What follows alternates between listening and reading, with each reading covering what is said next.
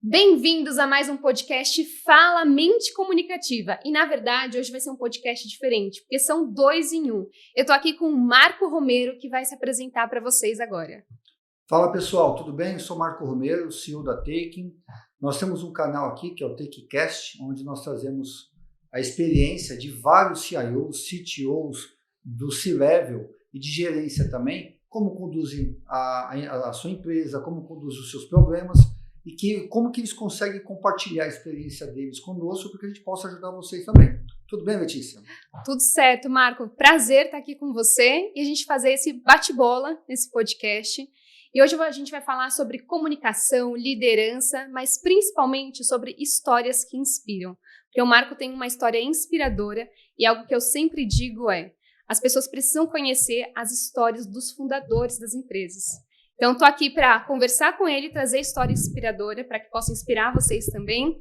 E eu vou trazendo um pouco da minha história junto com a dele. A gente tem muito em comum. História é bom, história é cicatriz e a história dá a base de tudo, para onde você quer chegar. E a gente não pode esquecer de onde nós viemos. E muita gente esquece, e para mim esse é o grande diferencial. Com certeza. E a gente não pode ter vergonha de falar de onde a gente veio. Eu, por exemplo, cresci na periferia em Taboão da Serra, no mesmo bairro do Thiago Ventura. Quem aí conhece o Thiago Ventura? Também não conheço. Esse não conheço. É um humorista, comediante. Então é muito interessante quando ele traz as histórias de desafios da vida, como a gente vai se conectando com ele. Então essas histórias de desafios da vida é uma coisa que conecta o público, elas gostam de saber. E você tem várias histórias de desafio, né, Marco? Tenho. Nossa, eu tenho várias. Eu vim da Zona Leste, eu vim de Sapopemba, São Mateus, onde o desafio primeiro era comer, era um desafio complexo, depois de estudar e sobreviver na rua, mas isso me deu uma base muito legal, me deu a parte de comunicação, com que você tem que interagir, você tem que se comunicar, você tem que se proteger, você tem que ter um escudo e tem que ser feliz. Tem que ser feliz. Mas é muito legal. Com certeza. E eu tô lembrando de várias histórias aqui que eu já escutei sobre o Marco e eu queria puxar uma história, se ele puder contar para vocês aqui. Que até virou um artigo do LinkedIn, que é o dia que ele teve que pular um defunto. Exatamente. Pode contar para o pessoal como foi isso e quais lições você tira desse evento? Isso foi em Sapopemba, eu devia ter mais ou menos uns 10, 11 anos, e foi bem marcante na minha vida. Obviamente, para quem sabe, né, na periferia, infelizmente, é algo muito perigoso e tinha uma pessoa morta na porta da escola, mas literalmente na porta da escola. Portão azul, o defunto lá, um papel em cima, um papel cinza, e bem claro: quem quiser entrar na escola, isso o policial falando, vocês vão ter que pular o defunto. E um monte de criança voltando para casa, rindo, feliz, porque não precisava entrar na escola. E me deu um estalo muito grande, não só em mim, algumas pessoas. Se a gente quiser sair desse lugar, se a gente quiser sair desse momento, tem que pular o defunto. Obviamente, eu nunca imaginei que aquilo ia mudar a minha vida, que aquilo era um marco na minha vida, mas não só eu, mais ou menos umas 40, 50 crianças, nós pulamos o defunto para poder entrar na escola, porque a gente sabia que aquilo mudaria a nossa vida. Mas tivemos que pular o defunto para poder entrar na escola. Olha como essa história é marcante e o quanto ela representa. Você foi a pessoa que decidiu passar pelo obstáculo, pelo difícil, para conquistar algo maior. E você desde criança tinha isso em mente, que a educação é o que te levaria para frente? Muito claro. E não só a educação, mas a negociação. Engraçado isso, né? Negociação? Me conta mais como do defunto foi para negociação. Ganhei uma bicicleta de um vizinho e, como periferia, aquele monte de criança andando de bicicleta, uns 30, 40 moleques, caiu um da frente, caiu o outro, todo mundo estupiado no chão. A bicicleta acabou com a bicicleta, eu fui para casa, os meus amigos me visitando, e um deles falou para mim assim: Marquinho, quer vender o guidão? Porque o meu guidão não tá bom. Aí eu falei: tá bom, vendi o guidão. Aí o outro pediu outra peça, eu comecei a fazer as contas, falei: cara, se eu vender as peças da bicicleta, eu vou somar um dinheiro e vou conseguir comprar outra. Resumindo, consegui comprar outra bicicleta e ainda sobrou um dinheiro. Falei, cara, isso aqui é o que vai mudar minha vida. Eu vou negociar, vou comprar alguma coisa e vou vender alguma coisa. Então, alguns insights que a gente não tem noção, né? O que vai mudar a sua vida. Mas eu comecei a identificar que ali era um caminho também de mudar a vida. E é interessante quando está na periferia e a gente quer ser alguém na vida, a gente vai achando meios, né, de conseguir crescer. Eu lembro de uma história também minha, que eu tinha uma tia que era mais bem-sucedida da família, e eu falava, tia, o que você precisa de ajuda? Será que eu posso, eu arrumo o seu guarda-roupa? Que era sempre uma bagunça, o guarda-roupa dela, estava sempre reclamando que não achava nenhuma roupa. Eu falei, não, eu sei organizar aqui por cores, assim. E ela me dava R$20, organizava o guarda-roupa inteiro. Mas R$20 há um bom tempo atrás já era bastante dinheiro, hein? Não, pra mim era super. Poxa. Então eu soube negociar bem ali. E eu tenho uma mãe que sempre falava assim pra mim, Letícia, você não pode pedir nada pra ninguém, aceitar nada de ninguém. Então eu falava assim, não, se eu quiser alguma coisa, eu preciso fazer algum trabalho. Então assim eu fui negociando, fui crescendo na vida, comecei a tocar violão. O pouco que eu já sabia, eu já começava a falar, gente, eu sei ensinar violão. E assim a gente vai crescendo. Como que foi pra você também esses primeiros momentos de se perceber empreendedor desde criança? Foram momentos complexos, porque além de perceber que fazer negócio era um bom negócio, eu precisava comer, eu precisava sobreviver, porque eu vim de uma família muito pobre. Eu morei em casas em Sapopemba que tinham um quintal, no quintal tinham 18 casas, então aquele monte de gente. E eu sabia que para poder sair dali teria que fazer algo diferente. Teria que empreender, não sabia o quê. Eu fiz sacolinha para o Carrefour. Olha só. Eu fazia carretel de linha. Então, porque eu sabia na quantidade, no volume, se eu fizesse aqueles... Para quem sabe da periferia, tem muito trabalho manual que se leva para lá. Colocar botão em calça, enrolar linha no carretel, arrumar o carretel, arrumar blusa de mulher, fazer a gola. Então você tem alguns trabalhos manuais que ainda muito forte, que gera uma renda, que gera até uma válvula de escape para a família, para poder comprar a mistura. Então eu comecei a identificar o seguinte, eu preciso fazer algo diferente. E você? O que você fez, além da sua tia? Olha, além da minha tia de ensinar violão, também cuidei de criança, eu fazendo um pouco de tudo. Comida. Hoje eu não falo que eu faço comida, gente, sou péssima, mas aquele básico eu fazia quando eu era criança. E tudo eu ia tentando vender, ia tentando ter algum resultado ali, porque eu queria ser alguém na vida. E aí uma coisa que eu escutava muito dos meus pais é, Letícia, você precisa estudar para ter a chance de ser alguém na vida. Então eu sempre busquei estudar muito, só que eu tinha muita dificuldade. Eu descobri só aos 18 anos que eu tinha uma alteração do processamento auditivo central. O que isso significa? Eu até escutava bem, mas eu não conseguia prestar atenção. Então as informações ficavam meio perdidas na minha mente. Eu precisava depois, por exemplo, eu estava lá na sala de aula, eu e mais 50 crianças na escola pública, né? E quando eu estava lá, eu não conseguia prestar atenção. Eu estava ali sentada, eu sempre fui quieta, mas eu não conseguia realmente armazenar aquelas informações. Eu precisava chegar em casa e estudar por conta própria. E aí, nisso, eu desenvolvi um lado que eu tenho até hoje super forte, que eu sou super autodidata. Quando eu quero alguma coisa, eu vou lá, eu estudo por fora e eu consigo ir super bem nisso.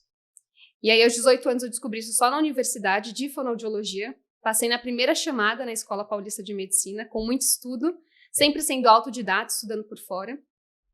E eu descobri que esse transtorno, ele tinha como reabilitar. Então, eu comecei a trabalhar meu processamento na Universidade de Fonoaudiologia. E é como a minha professora sempre disse, a minha professora que virou, inclusive, a minha orientadora de mestrado. É como se você tivesse um cisco no olho. Você até enxergava, mas você não enxergava como todo mundo. Você tinha que fazer muito mais esforço do que as outras crianças para aprender. E esse esforço foi ótimo, porque até hoje eu continuo sendo a pessoa esforçada, só que eu não tenho mais o cisco no olho. Isso me dá uma alta performance. Quando você fala... Você tocou num tema bem interessante. Quando a gente fala que você tinha 50 crianças dentro de uma sala de aula, o ensino básico, ele não é igual. O ensino fundamental, ele não é igual. Para quem conviveu numa sala de aula com 40, 50 crianças, E hoje você tem, os meus filhos estudam em escolas excelentes, não dá para pedir para uma pessoa que está na periferia você falar assim, muda de vida que é fácil, muda de vida que é um negócio tranquilo, muda de vida porque só basta o seu esforço. Não, você não tem um mínimo de estudo. Eu dei sorte que até o fundamental ainda tinha uma qualidade de ensino, mas hoje você olha o governo, é um negócio muito triste. A desigualdade é um negócio assustador. E as crianças cada vez mais indo para a escola somente para comer. Como que você pede para que a periferia consiga ter a mesma igualdade, a mesma competitividade com uma classe média, média e alta de ensino muito mais forte? E óbvio que eu me incluo hoje uma classe melhor, porque eu trabalhei, porque eu estudei, mas eu me esforcei, mas eu não tive a mesma desigualdade do que tem hoje. A gente precisa tomar muito cuidado quando a gente fala assim, é fácil sair da periferia, é fácil sair do nada e conquistar alguma coisa. Não é fácil, não basta só querer. Então você tem que se dedicar muito mais, mas muito mais de qualquer outra classe social.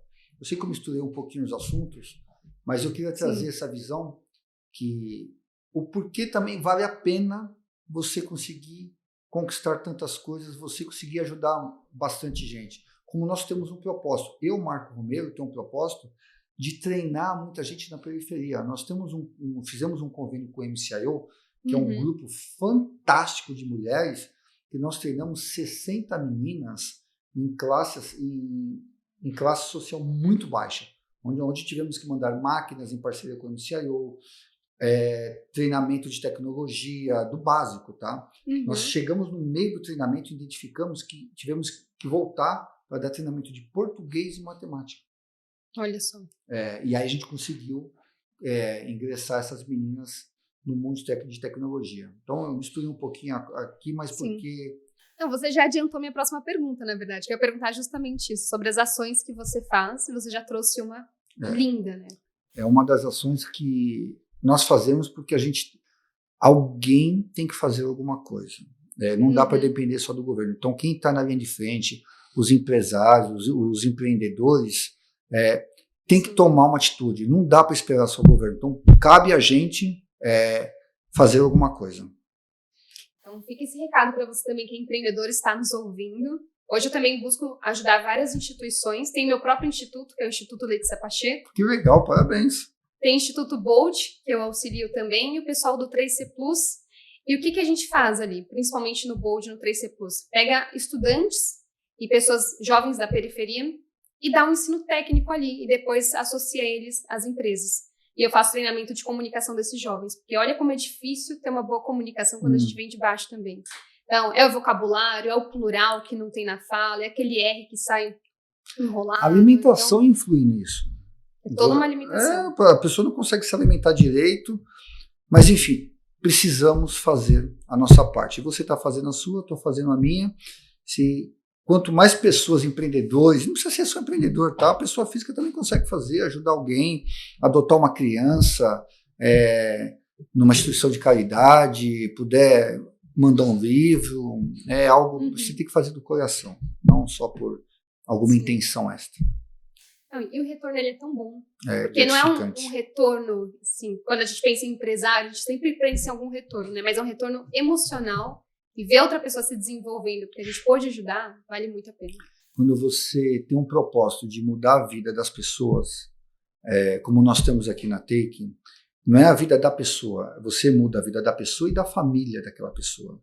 Então, esse, inclusive, é o meu maior propósito de cada vez mais ter novos projetos para poder contratar mais gente, para que a gente consiga mudar a vida das pessoas daqui da Take, que essas pessoas possam mudar a vida das famílias delas. E a gente tem vários cases aqui excelentes.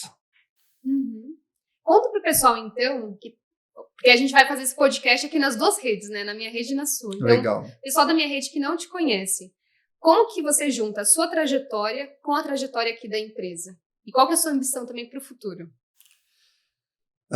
Eu acho acho não, né? O DNA da empresa sempre é do CEO. O empenho, a vontade, com RH muito forte. Você tem que ter um RH muito forte, você tem que ter uma cultura, porque a cultura da empresa, ela vem do CEO. Não adianta a gente falar que é só o RH, não. É o RH alinhado com o CEO, que é vontade, determinação. E eu tenho uma coisa comigo que eu sempre entrego o que eu combino. Então aqui nós temos uma frase, né? Fazemos o que tem que ser feito. E a Taking, a gente tem essa cultura disseminada aqui dentro. Nós fazemos o que tem que ser feito. A gente vira à noite para poder entregar o projeto.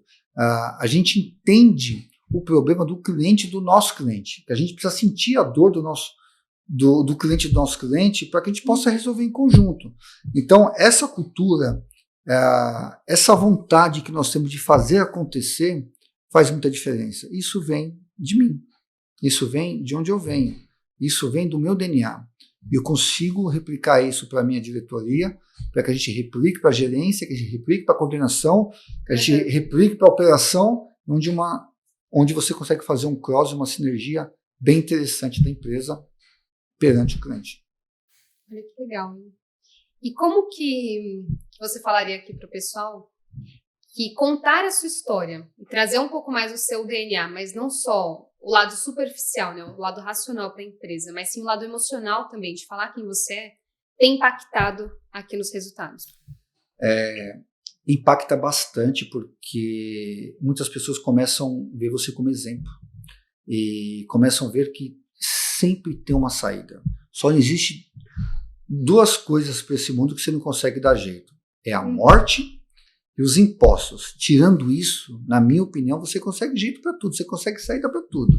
E quando você começa a mostrar para as pessoas que tem saída, que você tem caminhos positivos para você tomar uma decisão, que você consegue, mesmo encurralado, mesmo na pressão, como eu sempre falo, para quem não sabe, eu pratico arte marcial, faço jiu-jitsu, e quando você está na pressão, quando você está sendo esmagado, então você tem que estar confortável no desconforto.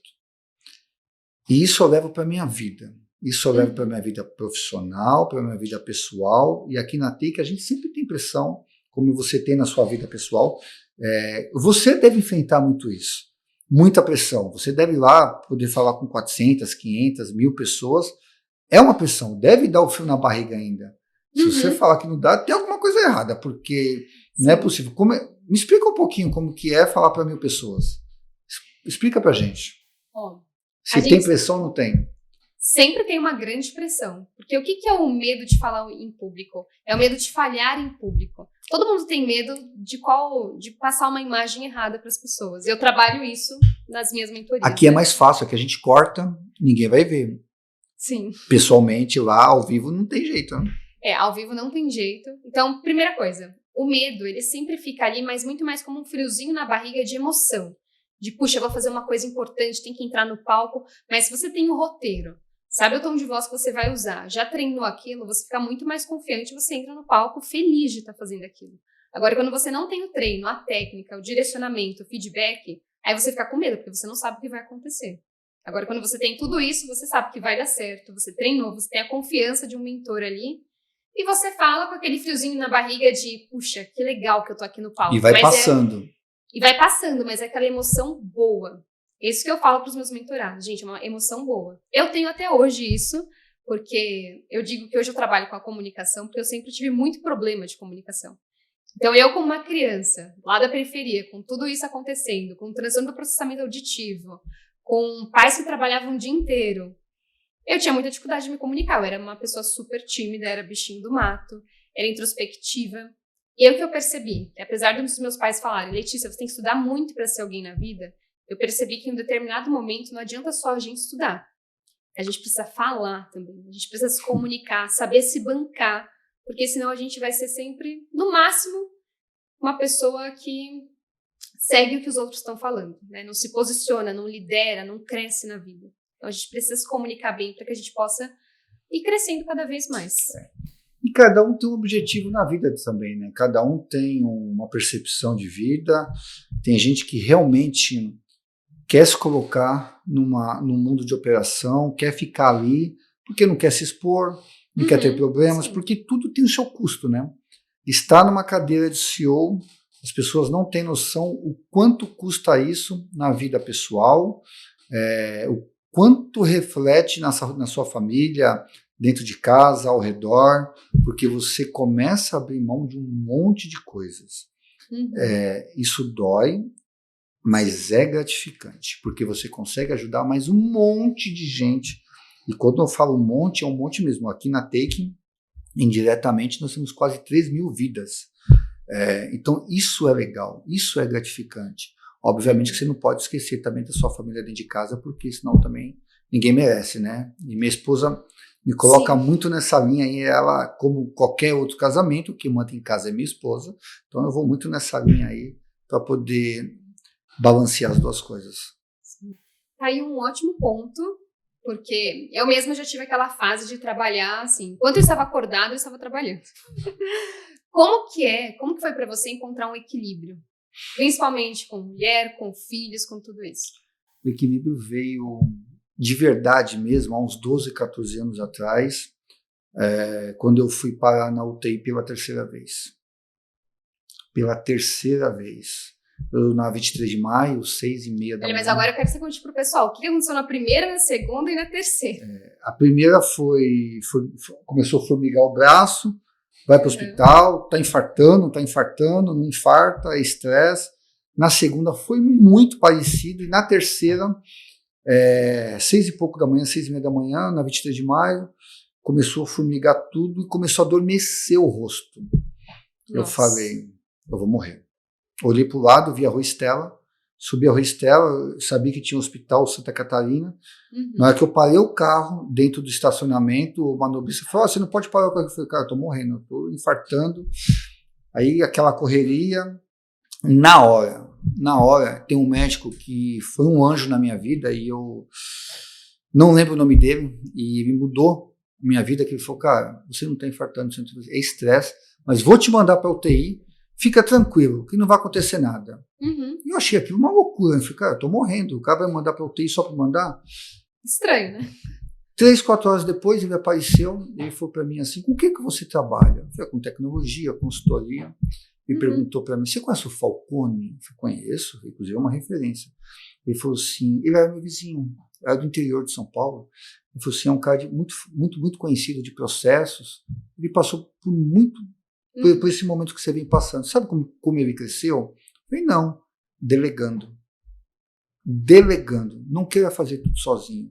E você está nesse momento que você quer fazer tudo sozinho. Eu contei minha história para ele, eu saí de lá, naquele dia eu contratei 4, 5 pessoas para começar a delegar, e dali em diante a empresa só cresceu. Então, aprenda a delegar, aprenda a confiar nas pessoas. E nunca mais eu voltei para a UTI, e nunca mais eu tive problema de estresse, tão grande estresse a gente sofre, a pressão no dia a dia, e a partir daquele dia eu consegui mudar a minha vida, a vida da minha família, que eu chegava em casa às 7, 8 horas da noite, saía de casa às 6 da manhã, ia fazer um esporte, voltava às 10, 11 horas, começava a trabalhar nas propostas, começava a avaliar fluxo de caixa, fazendo tudo ao mesmo tempo, ia dormir 2 da manhã para acordar às 6, durante um longo período, e onde ocasionou tudo isso. E como foi fazer essa virada de chave? Conseguir começar a confiar mais nas pessoas, chegar mais cedo em casa? Porque é uma transição mesmo de estilo de comportamento, de vida. Aprender a montar times. Aprender a confiar nas pessoas. Não é fácil, tá? Não é fácil. Assim, as pessoas acham que é fácil. Foi uma quebra de barreira, uma quebra de paradigma muito forte dentro de mim. Eu achava que eu conseguia fazer tudo, que eu era o Superman, que só eu conseguia resolver. E quando você vê que você tem que potencializar, você tem que botar esse potencial dentro das pessoas, que elas podem, que elas conseguem, e você direcionando, acho que é a melhor coisa. E dali em diante, eu identifiquei, é o melhor time. Não traga pessoas que não queiram crescer como você, que tenham o mesmo mindset, que tenham o mesmo propósito que você. E hoje, os meus diretos têm praticamente o meu propósito, o propósito da empresa, que é muito... quando você começa a convergir as coisas, fica muito fluido, fica muito fácil, e você começa a se conhecer no olhar. Uhum. Enquanto você está falando, estou pensando que eu falo para todos os meus mentorados que são líderes. Gente, as pessoas precisam sentir que elas são importantes, que você confia nelas, que elas estão fazendo algo maior do que só o salário delas, têm um propósito. E a gente só consegue isso quando a gente comunica, quando a gente conta a nossa história, quando a gente escuta a história das pessoas também. Porque senão não tem como você confiar em alguém que você mal conhece, que você só falou assim, olha, agora a sua função é essa e pronto. Te conhecer um pouco mais. E para isso a gente precisa um pouco mais de tempo com cada pessoa. E aí vem geralmente o desafio que eu escuto de alguns líderes que estão crescendo de Letícia, mas eu não tenho tempo para nada, eu sou sobrecarregada, eu tenho que fazer um monte de coisa. Tá errado. Você tem que ter tempo para tudo. Você tem que ser disciplinado. Você tem que saber que você não é uma máquina, que você tem que ter tempo para sua família, que você tem que ter tempo para o trabalho, você tem que ter tempo para poder pensar. Isso é uma coisa muito legal que eu comecei a colocar nos últimos anos. Eu tenho um tempo para poder pensar em coisas novas, para poder imaginar a empresa, como ela vai ser daqui a 5, 6, 8, 10 anos. E como que eu faço isso? Se eu só estou na operação? Eu não consigo. Então, delego, não delargo. As pessoas confundem muito isso, não pode delargar. E as pessoas, elas não têm que se sentir importantes. Elas são importantes. Elas são importantes, porque sem pessoas, você não vai para lugar nenhum. Aqui é uma empresa feita de pessoas. Eu sempre falei, o negócio é feito de CPF para CPF. Não é de CNPJ para CPF. Então, quem está aqui dentro tem que transmitir confiança para quem está contratando a Taken. A pessoa não vai contratar a Taken, a pessoa vai contratar o CPF, que está fazendo interlocução com ela. E aqui está um grande ponto que você trouxe. As pessoas, elas não precisam se sentir importantes, elas são importantes. Isso. Só que muitas vezes os líderes, eles pensam isso, mas eles não falam isso. E aqui está um grande ponto também. A gente tem que falar o que pra gente é óbvio. E aí entra no segundo pilar que eu trabalho muito na mentoria, que é como eu gero conexão com as pessoas. Porque às vezes eu tenho um estilo muito condutor.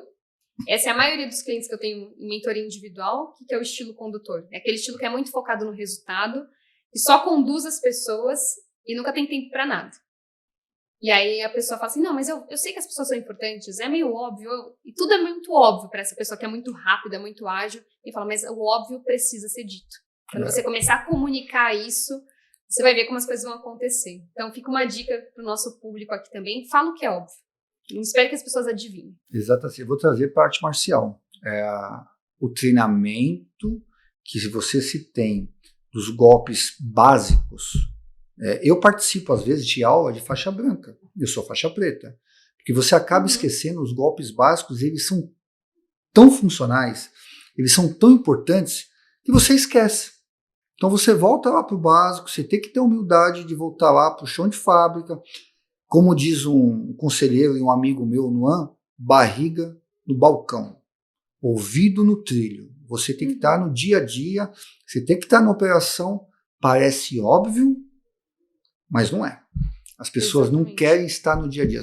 Assim, porque você começa a crescer de cargo, você começa a ter outros problemas, você esquece do seu dia a dia. Você não pode esquecer de onde você veio. Que isso faz a total diferença. Então para, respira, conta até 10 e dá o próximo passo. Você me lembrou de uma coisa, eu trabalho com muitos líderes, mas também trabalho com alguns influenciadores. Porque também tem líderes que começam a se expor na internet e vão se transformando cada vez mais em top voices, influenciadores. Eu estava trabalhando com uma influenciadora que ela falou assim, Letícia, eu não sei o que aconteceu, que as minhas vendas caíram. Aí eu falei, deixa eu ver com o que você trabalha. E ela trabalha justamente vendendo para mulheres que querem crescer na carreira. Só que ela já está lá em cima, ela já é multimilionária, ela já tem uma vida completamente diferente do que o público para quem ela vende. Então, mesmo ela aparecendo, gravando vídeos, e ela tinha uma agência de comunicação, ela estava muito distante a comunicação dela. Eu falei, olha, vamos fazer o seguinte, relembra a sua história, relembra de onde você veio. Que deve ser uma história espetacular. E é uma história incrível. Eu falei, comece a escutar um pouco o pessoal que está comprando o seu curso gravado. que geralmente é o curso de entrada, né? Começa a conversar com o pessoal que está lá embaixo. E relembra as dores que você também passou. Você vai se conectar muito mais com esse público. Começa a retomar essas histórias, que o storytelling é super importante. E as suas vendas vão crescer. Dito e feito. Subiu. Subiu muito. Barriga no balcão, ouvido no trilho. É o que eu levo para a empresa já há alguns anos e é o que está mudando a gente de patamar. Exatamente. Então, gente, olha como são coisas simples, mas que quando a gente começa a crescer, às vezes a gente não está olhando para isso. A gente tem que retomar, a gente tem que voltar. Muito legal. E no final, tudo são pessoas resolvendo os problemas para outras pessoas. E Marco, vou te fazer uma pergunta mais desafiadora agora. Depois de tudo isso, o que para você hoje ainda é um desafio? Clima organizacional. É um desafio considerável você manter a cultura, porque você vai crescendo, você vai trazendo N pessoas de culturas diferentes, e aí manter esse clima, manter essa cultura é um desafio. Então, como que você faz isso? Com treinamentos, com feedback, com acompanhamento, isso da diretoria, da gerência, cursos de liderança, cursos de como conduzir problemas. Isso é bem legal, e a gente pratica bastante. E para mim esse é um desafio considerável de como manter a cultura da empresa. Esse é um desafio que é constante. Conforme a gente vai crescendo, mais pessoas precisam entrar no clima, precisam, enfim. Então, realmente... Problemas diferentes. Eu não sei como que você enfrenta isso hoje, de ter esses problemas de cultura, porque a sua equipe é grande também, né? O seu time é grande. Sim. Como que você mantém isso hoje? É um grande desafio, porque meu time também é 100% online. Nossa Senhora. Então, como você sabe, eu estou em Roma. Tem uma que está em Salvador, outra está em Recife, outra está em São Paulo, a outra está em Minas Gerais, o outro está, enfim. E o fuso horário no meio. E o fuso horário no meio. Então, bom, eu sou aquela que eu assumo o horário. Então, às vezes, já teve vezes que eu fui até 2 da manhã. Mas aí eu vou e acordo mais tarde no dia seguinte, eu vou intercalando ali para manter o horário do time bem estabelecido. E fazer reuniões diárias. Então, aquela reunião bem rápida, 30 minutos, só para as pessoas se verem, né? Saber que as coisas estão acontecendo ali, as pessoas saberem o que está acontecendo no time. E o grupo, talvez nem todo mundo concorde com isso, eu não uso o Slack ou o Teams, eu uso o próprio grupo do WhatsApp mesmo, porque aí a gente pode mandar vídeo, pode mandar áudio, todo mundo consegue se comunicar por ali. O canal de comunicação não importa, o que importa é ter a comunicação. Exatamente. E o pessoal bem jovem também. Hoje eu tenho um time desde pessoas de 20 anos, né, até o pessoal, acho que a Fê está com 53, mas a principal geração Z ali. Então, aqui eu tenho um diferencial. Aqui na TEIC nós temos no conselho pessoas com 78 anos, com 52, com 77. Isso me traz um apoio, uma clareza muito boa. E, obviamente, eu tenho gente nova impulsionando com novas ideias, tentando empurrar o negócio e com visões totalmente diferentes. Essa mistura de idade do cabelo branco com o jovem é um negócio fantástico, que eu vim aprender nos últimos 4, 5 anos, que esse é um diferencial que pouquíssimas empresas têm e que poucas pessoas têm. Só que você tem que ter com você, para você no seu conselho, para que você possa tirar as dúvidas, pessoas que conseguiram conquistar coisas gigantes, como eu tenho hoje, ex-VP da IBM, o ex-presidente da IBM, Latam, eu tenho uma ex-CIO, eu tenho um CFO, eu tenho um cara que tomou conta de toda a operação do dinheiro da IBM durante 15, 20 anos. Isso faz muita diferença. Com quem você vai se aconselhar, com quem você vai dividir as suas dores. Porque não é fácil. Não é fácil. Sim. Hoje a gente tem um pessoal da consultoria estratégica mesmo, trouxe gente que é ali da Bain, McKinsey, mas tem o pessoal também ali jovem que está aprendendo com tudo isso. Que vai impulsionando, né? Vai impulsionando. Você conhece algumas já. E é legal quando você vê que você conseguiu transferir a cultura para a pessoa. Isso. Porque eu já tive pessoas ali que começaram no time muito mais naquele estilo de não, só estou com a Letícia pela liberdade financeira, geográfica e quero ser livre. E aí a pessoa chega achando que não vai ter horário, e não, tem as regras, tem tudo isso. E aí a pessoa vê, não, realmente preciso ter a disciplina, preciso conseguir organizar meus horários para ter essa liberdade que eu quero ter. Tudo bem quem tem essa visão. Assim, eu acho que assim, cada um tem um propósito de vida. Tem gente que realmente quer trabalhar da praia, construir projetos, fazer desenvolvimento, que siga. E eu não vejo, assim, aqui na Take hoje, para você ter ideia, nós temos um misto, home office. São 2 vezes que o back-office vem presencial, porque eu sinto diferença, eu acho que menos que 2 vezes fica um negócio muito distante, pelo tamanho da operação, mas você pega o time de desenvolvimento, não precisa estar aqui. O pessoal que está em codificação. Óbvio, eles estão online dentro de uma sala do Teams, dentro do Slack, dentro de um grupo do WhatsApp, eles estão se falando 24 horas. Mas esse misto, para mim, do back-office, da operação do dia a dia, faz bastante diferença as pessoas se verem. Com certeza. Eu trouxe esse ponto porque muitos dos meus mentorados líderes, eles falam, nossa, eu tenho muita dificuldade em lidar com a geração Z. E geralmente é o pessoal que chega querendo toda essa liberdade, e é o pessoal que eu também tenho hoje no meu time, mas aí você tem que mostrar para eles que essa liberdade ela é conquistada com a disciplina, com a entrega. Se tudo isso estiver alinhado, todo mundo consegue estar livre e fazendo. Eu adoro a geração Z. Organizando tudo. Eu acho um espetáculo, porque eles têm uma visão do futuro bem interessante. Óbvio que tem que dar alguma diretriz, tem que ter horário, tem que ter entregável, tem que ter um comprometimento, mas quando você ajusta isso com uma pessoa que tem uma visão de futuro, uma pessoa que está pensando fora da caixa, e eles pensam fora da caixa muito mais que qualquer outra geração. Com certeza. Isso te ajuda muito no dia a dia. Então, isso é ótimo. Bom, eu vou passar para você então, pode ser? Claro. Porque o Marco, ele já fez mentoria, fez outros processos aqui, continua com a gente, né, com a minha empresa. Como que foi para você? Né? Desde o contato comigo até o contato, teve contato com 2 pessoas agora do meu time. Me ajudou muito, como pessoa física, como pessoa jurídica, realmente muda posicionamento, muda estrutura de raciocínio, muda a clareza da comunicação e muda muito também como você se comunica com seus clientes. Isso faz um diferencial absurdo.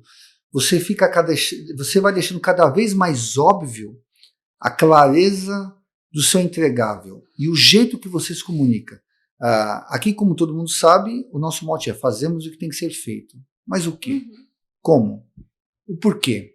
E como que eu comunico isso para o meu cliente? Não é só fazemos o que tem que ser feito e isso. Não, cara. É como que eu falo, como que eu comunico, como que eu conecto a dor do cliente com o meu entregável e como que eu vou montando esse canal de relacionamento com o cliente. Então isso me ajudou muito. É uma coisa que eu trouxe, inclusive, para os meus liderados, que você ajudou, né, acho que pessoalmente, com um curso para umas 15, 20 pessoas. A gente vai replicar isso novamente, porque faz muita diferença. A comunicação faz hoje 70% do trabalho. Você tem que estar com esse canal aberto com a pessoa que está do outro lado tomando decisões, com o tubo aberto 100%. Com certeza. Para mim é um prazer, viu? Tá aqui, tá tendo cada vez mais projetos com vocês de comunicação. E o que você diria para os líderes que nem sempre mostram vulnerabilidade, que nem sempre mostram que estão em desenvolvimento, como você tem mostrado? Ninguém é máquina. Aqui todo mundo é ser humano nessa terra. E todo mundo tem os seus pontos fracos e os seus pontos fortes. Pega o seu ponto fraco, fique claro para você e vai melhorar. Não é demérito para ninguém. Não é feio para ninguém. E o seu ponto forte, fortaleça ele ainda mais. Não pare. O que eu falo para minha filha. O que você é boa na escola? Matemática, português e inglês. Foca. Melhora isso. Pai, mas o restante das matérias? Eu sei que eu vou falar, algum pedagogo pode querer me bater depois. Filha, vai tocando. Vai melhorando. Dê o seu melhor. Mas aqui, nessas 3 matérias que você gosta, que você se dá bem, pau na máquina. Vai conhecer mais, vai se especializar mais. E veio dela. Então eu quero uma especialização ainda maior do que eu tenho em inglês e em português. Consegui contratar 2 professoras, uma de inglês e português, para trazer mais conhecimento. Essa é a minha visão. Eu compartilho dessa visão, viu? E Ninguém é bom em tudo. não tem como a gente ser bom em tudo. Senão, imagina, ser uma empresa de uma pessoa só. A gente nunca Exatamente. cresce, É sempre isso vai aí. chegar no limite. Então, faça o que você é bom, traga para as pessoas também que você está sempre em desenvolvimento, porque eu já vi isso acontecendo em empresas, viu? O líder tá ali super estressado porque ele precisa que o time se desenvolva e ao mesmo tempo ele quer que as pessoas vão atrás disso, de se desenvolver. Mas, gente, se você não começa sendo o exemplo, fica impossível. Como que Você fica incoerente. como que você fez com essa visão de melhorar dentro de você, na sua empresa? No que você é boa, do que você realmente precisava melhorar para construir uma empresa? Onde que você teve os insights? Ó, a parte financeira, a parte comercial, construção de conteúdos. Como que você conseguiu resolver dentro da sua empresa? Olha, o principal foi que eu sempre pensei no meu cliente. Então, eu olhava para o meu cliente e pensava, como que eu posso melhorar a vida dele? E meu foco era 100% nisso. E aí eu fui percebendo que o meu cliente precisava de outras coisas. Então, por exemplo, eu estou ali dando mentoria de comunicação. E aí eu percebo, puxa, mas esse cliente também precisa melhorar o posicionamento dele na internet. A marca pessoal dele, o conteúdo, como ele está escrevendo, como ele está sendo percebido. E aí eu fui trazendo outras pessoas para minha empresa. Legal. E aí eu não só trabalhava com o do meu cliente, mas trabalhava o meu também. Porque eu sempre penso, o que eu vendo eu preciso ser exemplo. Isso. Eu preciso ter dentro de casa. Então eu fui mais crescendo pelo meu cliente e eu continuo fazendo a mesma coisa. Eu fico olhando para o meu cliente, o que ele precisa, e eu vou trazendo para cá. Em casa de ferreiro, o espírito não pode ser de pau. Em casa de ferreiro, o espírito tem que ser de ferro, porque você tem que dar o exemplo. Inclusive, o CEO ou qualquer cargo de liderança, você conduz o seu cargo pelo exemplo. Não adianta você falar que é só mandar, só dizer. Não, cara, você tem que ser o exemplo. Você tem que ser a pessoa que é atingível. Você não pode ter uma pessoa que não consiga atingir ou não tenha nem propósito de atingir. Você tem que criar sucessores. Você, aqui na Take, nós temos um programa que a gente incentiva. Quem é o seu sucessor? Quem vai conduzir para você? Porque nós queremos você, como líder, um cargo acima. E aí, Sim. Quando você sai, quem conduz? A gente começou a colocar esse programa aqui dentro. E funciona muito bem. Hoje eu tenho aqui pessoas que começaram um cargo de operação muito baixo e hoje tem cargo de diretoria. Cargo de gerência. E pessoas que estão conosco há 6, 7, 8 anos. Isso faz muita diferença. Sim. E tira essa coisa da competitividade. Né? Quando você pega e fala, você vai ter que ter um sucessor para você poder crescer. É isso aí. Isso é muito interessante mesmo. E outra coisa que eu sempre trago também para os meus clientes é de onde vem a sua história, o seu porquê. Então, muitas vezes a pessoa fala assim, não, eu trabalho porque eu quero dar uma condição melhor para minha família, para minha vida, mas tenta buscar o seu porquê lá atrás, né? Fazer essa regressão mesmo. E eu pensando sobre isso, sobre a minha história, eu quero dar um exemplo para o pessoal começar a pensar na deles também. Uma vez eu estava... Como começou isso? Uma vez eu estava dando mentoria para a Monja Coen. Quem conhece a Monja, ela tem mais de 3 milhões de seguidores e ela é uma pessoa que se trabalha, né? Ela está em mentoria comigo. E eu estava treinando a palestra sobre... Não lembrar o nome exatamente da palestra, mas era sobre quem são seus ancestrais. Eu falei, nossa, que interessante, nunca tinha parado para pensar sobre isso. Quem são os meus ancestrais? Quem veio antes de mim? Interessante. E aí eu perguntei para ela, Monja, mas qual que é a sua principal mensagem aqui? Quem sabe como eu conduzo um roteiro de palestra? Primeiro ponto é, qual que é a sua ideia central? O que você quer deixar tatuado na mente das pessoas? E ela falou, eu quero que as pessoas entendam que a gente não é um só. A gente é resultado de todas as pessoas que vieram antes e vão vir depois da gente. Principalmente dos nossos ancestrais. Eu falei, nossa, que interessante isso. E aí, pensando sobre isso e ajudando ela a construir a palestra, eu comecei a lembrar da minha família. Eu falei, puxa, é verdade, eu venho de imigrantes portugueses. A minha avó teve muita dificuldade. Ela se separou do meu avô numa época que ninguém se separava. Né? Saiu com os 4 filhos sozinha. Minha nossa. Foi morar de favor, passou por uma série de dificuldades. Olha como ela já foi uma mulher super corajosa. E disso nasceu, tem a minha mãe, que também foi uma mulher super corajosa. Trabalhou no McDonald's para conseguir pagar a faculdade à noite. Sempre teve essa questão de preciso trabalhar, preciso me bancar, preciso conseguir estudar. Então, eu preciso ser o resultado de tudo isso. Né? Trazer a coragem, trazer o estudo e evoluindo cada vez mais. Então, eu queria fazer essa reflexão para o pessoal. quem são seus ancestrais, quais são as características. E olha para você e vê que você tem que ser o resultado, a soma disso. Porque às vezes a gente começa a se colocar para baixo. Gostei da provocação e vou falar da minha agora. Vou aproveitar aqui Vamos o gancho. lá, quero saber também. Não conheci o meu avô, por parte do meu pai, mas ele veio da Espanha, como vários imigrantes vieram no navio, onde na vinda deles para o Brasil, perdeu um irmão, e como aconteceu em vários casos, pegaram o irmão do meu avô, jogaram no mar, porque isso, para quem tem família, né, para quem tem conexão com bastante gente que veio da Europa na Segunda Guerra Mundial, o irmão dele tinha 2, 3 anos, faleceu, ficou doente, fome, sede, jogaram no mar. E meu avô chegou no Brasil com 15, 16 anos, uma pessoa muito forte. De novo, eu não conheci, mas eu me inspiro muito nele.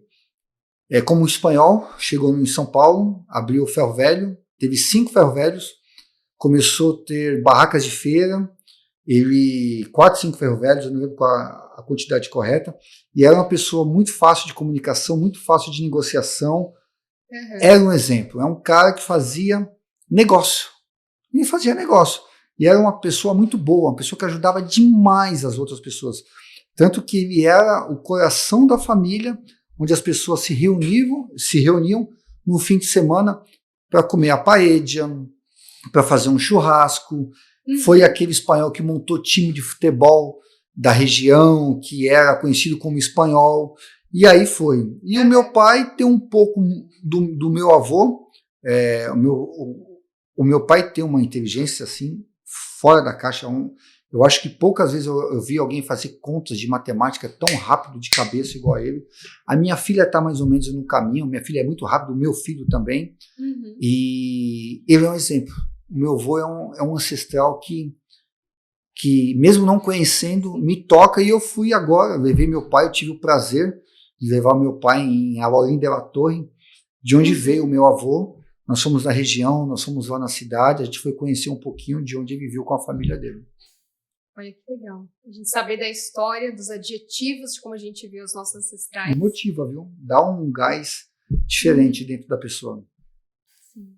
Então, pessoal, eu trouxe um pouquinho sobre isso também, porque no meu método de comunicação eu trago isso. Não é só olhar para a parte técnica da comunicação, é olhar para tudo, né? Quem você é, quais são os seus valores, como você vai inspirar as pessoas, como o Marco tem feito tão bem por aqui. Então, obrigada por topar esse desafio, que é um podcast em conjunto. Então, isso vai para a minha rede, vai para a rede do Marco. Foi diferente. Foi diferente, né? E fica o convite para vocês conhecerem mais sobre o trabalho do Marco. Como que o pessoal pode te achar, minha rede? Fala mais.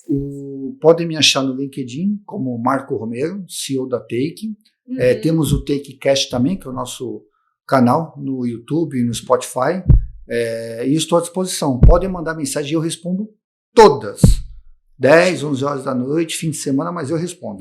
Letícia, muito obrigado. Foi um prazer fazer esse bate-bola contigo. Obrigada. E fica o meu convite para a sua rede também, vir me conhecer. Estou como Letícia Pacheco no LinkedIn e Letícia Pacheco Voz no Instagram. Também uso bastante essa rede.